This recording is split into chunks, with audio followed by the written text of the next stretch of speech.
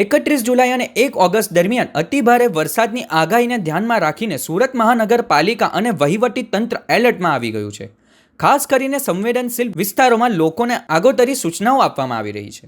હવામાન વિભાગ દ્વારા 31 જુલાઈ અને 1 ઓગસ્ટે અતિભારે વરસાદની આગાહી કરવામાં આવી છે. આ આગાહીને ધ્યાનમાં રાખીને સુરતનું તંત્ર એલર્ટ મોડમાં આવી ગયું છે અને સંવેદનશીલ વિસ્તારોમાં આગોતરી તૈયારીઓ શરૂ કરી છે.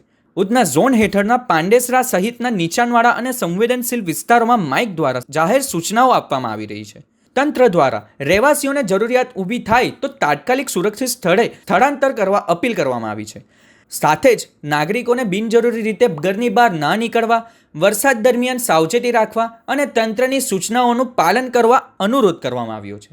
તંત્રએ જણાવ્યું કે તમામ વિભાગોને એલર્ટ પર રાખવામાં આવ્યા છે અને કોઈપણ આપત્તિજનક સ્થિતિઓનો સામનો કરવા જરૂરી વ્યવસ્થાઓ તૈયાર કરવામાં આવી છે. જી સર, ખાસ કરીને ભારે વરસાદની આગાહી આપવામાં આવી છે હવામાન ખાતા દ્વારા. હોર્ડિંગનું નિરીક્ષણ ચાલી રહ્યું છે. હાલમાં મળેલ સૂચનાઓ મુજબ હવામાનની આગાહી, વાવાઝોડાની જે આગાહી છે એ અન્વયે જે તે વિસ્તારોમાં જે અધિકારીઓ છે એમને મોકલવામાં આવેલા છે અને ટીમોને બી કાર્યરત કરેલ છે. જે પણ જોખમી હોર્ડિંગ્સ દેખાય એને ઉતારી પાડવાની સૂચના આપેલ છે. એ અન્વયે કામગીરી ચાલુ છે. સર્વે બી કરવામાં આવે છે કે કોઈ હોર્ડિંગ ખરાબ હોય એ અન્વયે વિસ્તારોમાં, અલગ અલગ વિસ્તારોમાં સર્વે ચાલી રહ્યો છે.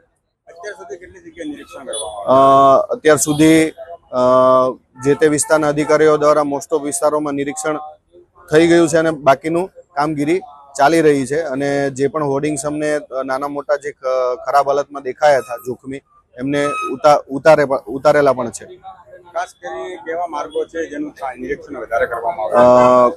ખાસ કરીને પબ્લિક અવર જવરના જે માર્ગો છે, વાહન વ્યવહાર વધારે રહેતો હોય એવા વિસ્તારોમાં ખાસ સઘન પ્રક્રિયા હાથ ધરેલ છે આપણે.